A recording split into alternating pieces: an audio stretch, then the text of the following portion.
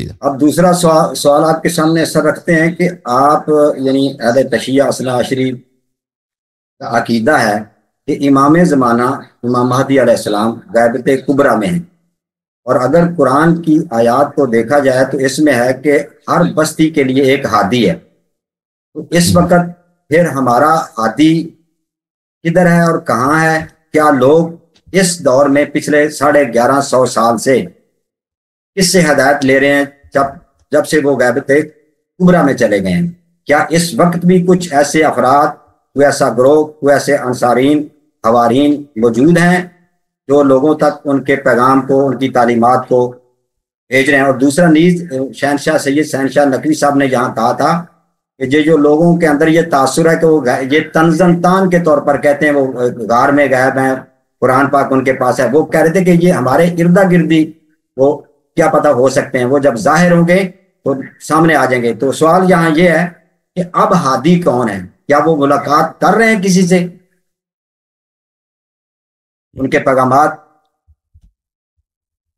جی سر، دیکھیں یہ کنز العمال میں بھی حدیث ہے کہ اللہ کے لیے ہمیشہ زمین پہ حجت ہوتی ہے یا تو ظاہر مشہور او خائف،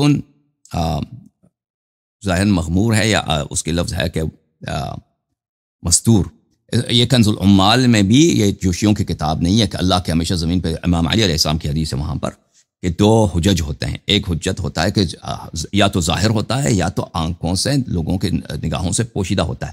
حضرت امام جعفر صادق علیہ السلام سے پوچھا گیا، کیونکہ ہمارے پاس یہ روایات بہت زیادہ ہیں امام عصر علیہ السلام کی غیبت کی، اور شیعہ محدثین نے امام عصر علیہ السلام کی ولادت سے پہلے ان کی غیبت پہ کتابیں لکھی تھیں، یعنی حدیث جمع کر کیا تھا کہ یہ امام غائب ہوں گے۔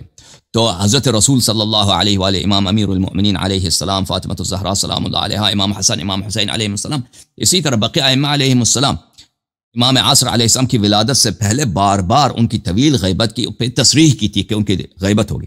تو ان سے امام جعفر صادق علیہ السلام سے پوچھا گیا تھا کہ وہ اپنی غیبت میں اپنے فرائض کیسے انجام دیں گے، لوگوں کو کیسے فائدہ پہنچائیں گے؟ تو فرمایا کہ امام جب ظاہر ہوتا ہے تو اس طرح کہ شمس، سورج جب بادل کے پیچھے نہیں ہوتا تو سب ڈائریکٹلی اس کے نور سے، اس کی گرمی سے، اس کے فضل سے فائدہ اٹھاتے ہیں، اور جب امام غائب ہوتا ہے تو ایسا ہے کہ وہ بادل کے پیچھے ہوتا ہے۔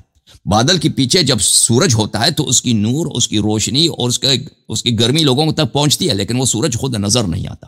حضرت امام دیکھیں، کل بھی میں نے عرض کیا تھا کہ یہ جو تنزن کہا جاتا ہے کہ غار میں، یہ غار میں کفار تانا دیتے تھے مسلمین کو، رسول اللہ صلی اللہ علیہ وسلم کو، تمہارے نبی کو تو نبوت غار میں ملی ہے، تمہارے نبی تو اپنے گھر سے بھاگ کے غار میں چھپ گئے تھے۔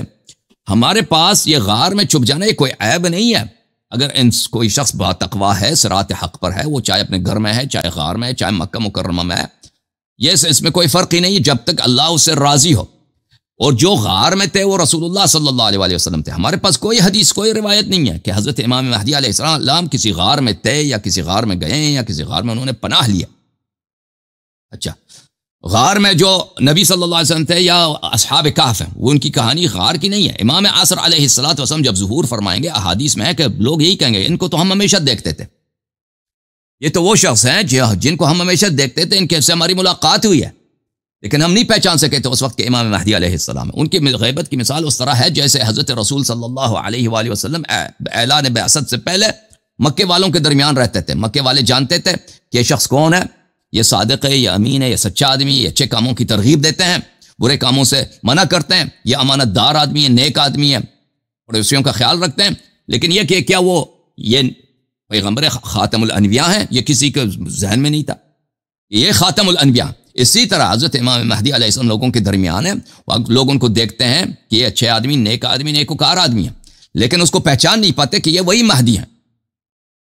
مہدی ہیں جو حضرت امام حسن عسکری علیہ السلام کے صاحبزادے ہیں اور رسول صلی اللہ علیہ وسلم کے وارث ہیں، مگر یہ کہ وہ خود اپنے آپ کو کسی سے معرفی کر دیں، کہ کسی ایسے شخص سے معرفی کر دیں۔ دنیا میں ایسے افراد بہت سارے ہیں جو حضرت امام عصر علیہ السلام کو جانتے ہیں، پہچانتے ہیں یا ان سے ملاقات کرتے ہیں، لیکن وہ ہمیشہ یہ ہوتی ہے کہ کیونکہ غیبت کا تقاضا یہ ہے کہ ان کو حکم ہوتا ہے کہ ان کے زبان پہ زپ ہو، ان کی زبان پہ تالے ہوں، وہ اپنا زبان کہیں نہ کھولیں۔ تو ان ایسے شخص کو بتائے، وہ نہیں بتاتے جو رازداری نہیں کر سکتا۔ تو ایسے افراد ہیں دنیا میں جو امام علیہ السلام سے ملتے ہیں، ان کے اوامر بجا لاتے ہیں۔ یہ عرض ہے امام عصر علیہ السلام کی اور یہاں پہ مثلا بہت سارے کتابیں، مثلا کتاب ہے مرزا نوری رحمہ اللہ کی النجم الثاقب، ایک بہترین کتاب ہے النجم الثاقب، امام عصر علیہ السلام کے احوال عصر غیبت میں. وہ میں سمجھتا ہوں اردو زبان میں بھی اس کا ترجمہ ہو چکا ہے، جو حضرات دیکھنا چاہتے ہیں اس کو پڑھیں، وہ بہت بہترین کتاب ہے النجم الثاقب، محدث نوری رحمۃ اللہ علیہ کی. اچھا، میں سمجھتا ہوں آپ کے اس سوال کا جواب دے چکا ہوں، اگر اس میں کچھ رہ گیا ہے چلے آگے بڑھتے ہیں.